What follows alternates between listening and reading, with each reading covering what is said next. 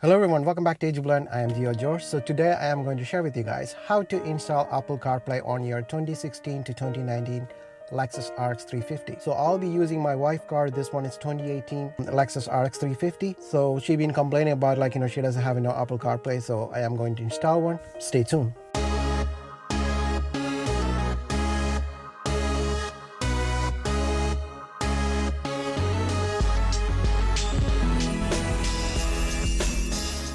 Alright, so this is the Apple CarPlay module I'll be using. The brand name is called Roadtop. I got this from Walmart. It's cost me $250, but if you want to buy the same one from Amazon, it's going to cost you $300. But if you want to buy from their own site, it's going to cost you $200. But the problem is that one has come from China. So if there is any problem, if you want to return it, it's going to be a little bit more complicated. That's why I bought it from Walmart. But if you buy from Amazon and the Walmart, so the return will be hassle-free. I just want to let you know, depending on the car model, your price may be different than mine. When you open the box, you can see the manual, also Apple CarPlay unit, and all the wiring harness that you need to install your Apple CarPlay.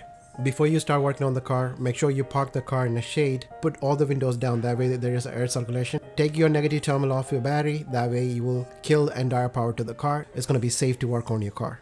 To remove the trim, you need to make sure you use the plastic trim remover. When you are doing it, you need to make sure this is all plastic, so take your time, don't rush, and trying to make a space and just pull it out. So you need to use like a little bit of pressure. You just pull it, then it will come right off. So you guys can see there is a red plastic clip. That's the one that's holding that trim.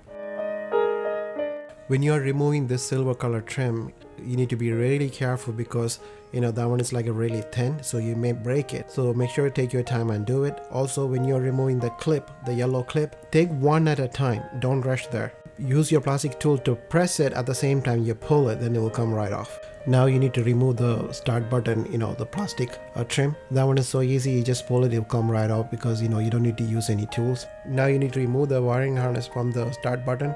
There is two 10mm bolt that holding the stereo. You need to remove that one. When you're removing that bolt, you need to make sure you put some tape onto the socket. Otherwise, you will lose that bolt inside. If you lose inside, then it's going to be really hard to replacing that one. I lost one, so make sure you use like a tape or something to grab that bolt. Now you need to remove the gear shift. There's like a small plastic lock. You press it and push it down to the the leather sleeve to remove the shift knob and thread the bolt anti-clockwise. Before you take the stereo out, you need to make sure the entire area you need to cover with some kind of cloth. That way you don't scratch the trim. Now you need to remove the screen. So for that, there is a plastic trim on the front. We need to remove that one, and one on the back also. There is a 3 10mm bolt that holding the screen. We need to remove that one, that way you can take the screen out. When you take the screen out, you need to make sure you keep something like really thick cloth on the dash because you don't need to scratch the screen. Also on the back of the screen, there is a lot of the metal parts. It may scratch the dashboard, so make sure you keep something like a really thick one, that way you don't damage the dashboard. Now you need to use the blue cable that came with the kit. You need to run it through in between the AC vent, then bring it down, and the one end is close to the unit. The other end has like two connector. One is a male and a female. You need to unplug the harness from the screen and connect it to male to female, and the other end is close to the screen. Now you're done with your screen wiring. Now you need to put back the screen onto the bolt, but don't tighten it now because we don't know if it's going to work properly, so we will tighten it later. I just want to let you know, when you were doing the wiring, like the wire is coming from the screen in between the AC vent, there is like a plastic material that's supporting the AC vent. Make sure you keep the wire behind that plastic material. Otherwise, when you put it back the stereo, it won't fit in properly. Now we need to remove the main harness from the back of the stereo. To remove that one, you can use flathead screwdriver. There is like a plastic lock in between, so you press that lock, then it will come right off. Now there is one long wiring harness that came with the kit. That one has a 3 end. So one end is goes to the unit, then the second one is goes to the harness, and the third one is goes to our Apple CarPlay unit. Now you need to remove the audio harness out from the unit, then connect that one into our Apple CarPlay harness. Now we are going to connect our USB cable. I run my USB cable from there to the glove box, and I'll just keep it in there so I can use it if I really need it. You need to do the cable management, and there's the antenna. The antenna, you have to stick it to the plastic. You can't stick it on top of the metal part, so you need to find something with the plastic. Alright guys, so I put the the antenna right here, right behind the the screen. That way nobody can see. Select the dangle switch 2 and 3. Depending on the car, it may change, so make sure you use the manual to select the dangle switch. There is a plastic lock right here, one on this side, one on this side. You press it and push and pull it out, the the start button come right off. Instead of putting all this, it's going to be hard for you to do it. So now just simply connect your harness. Now I am going to connect the battery.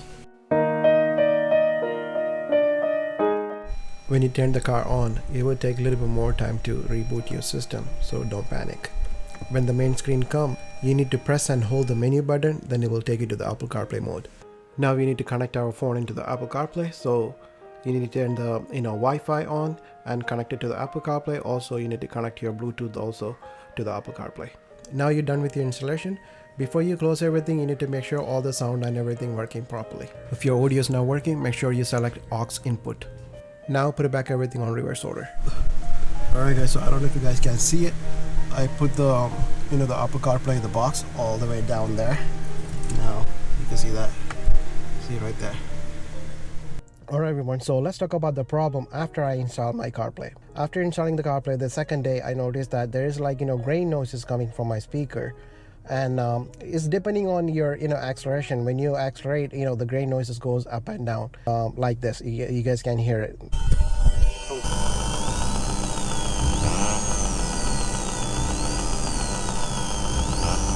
So I called the company and they told me to do some modification of the wiring what we did. They told me don't connect the audio out from the Apple CarPlay. Instead of that, we need to use aux cable. So now we have to run the aux cable into the center console. To remove the joystick, pull the back side first, then you pull it out backwards. Then it will come right off.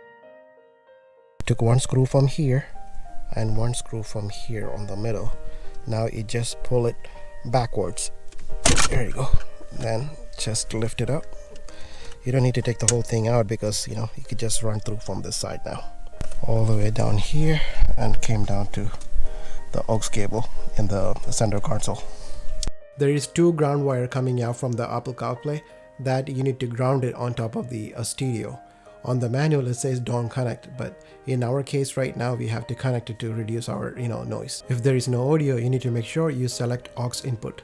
So after doing all this, I fixed the problem. There is no more grain noises coming from my speaker. The second problem that I have, when you are using the phone calls, you can hear echo at the same time, the other person also can hear their echo also. To fix the, echo, this is what you have to do. You go to Apple CarPlay, go to the setup, and go to audio, mic echo pre-configuration. You press that and change it to LX570. Try it on that one. LX570 didn't work, then you need to change it to IS.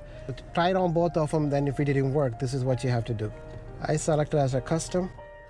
Then when you make a phone call, use your factory Bluetooth.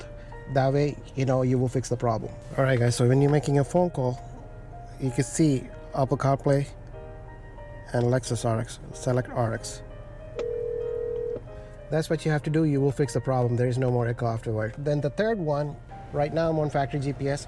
If I turn the volume up, you can see that there's a small screen pop up and show you, all the, how much is my volume. Even if you are trying to do the AC, see the AC, the fan speed and everything comes up like this. If you are on Apple CarPlay, you can't see anything on the top. If you put the volume up, it doesn't show anything on the top. That I don't think so, we will be able to fix it, but you have to do it manually.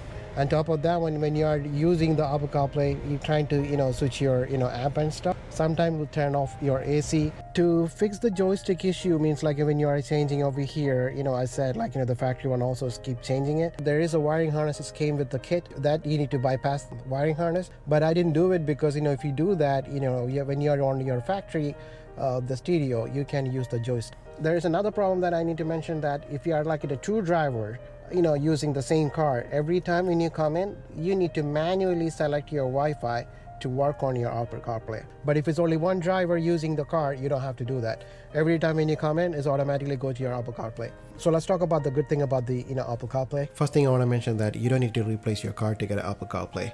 This small device can change that. Once you install this Apple CarPlay module, this won't work like a factory Apple CarPlay. So I've been using more than 1 month now. I don't have any issue, no overheating or anything like that. It doesn't cut off, and once you're in the car, it's always worked really well. The problem that I said earlier, that's the only problem I had. Some of them I already fixed it. Other than that, everything is good. And the Siri worked really good. You could just say it's hey Siri, take me to this place, or hey Siri, call someone. They all work like really good. Also, the Siri will read and send the text message. Even all the steering buttons, all this function, everything work as a the factory one. I just want to mention that this is only $250. I installed myself. For that $250, it's worth it. Or if you guys want to buy something like a really expensive one, there's an the same thing that comes with the touchscreen and all that. It's gonna cost you like around like a $1,500. But that one also has like a really good review. So if you guys want to spend that much money, you just go ahead and buy that one instead of this one. But I'm happy with this. I hope you like this video. If you like the video, please give me a thumbs up. Also share this video with your friends and family. Until I see you next time, stay blessed.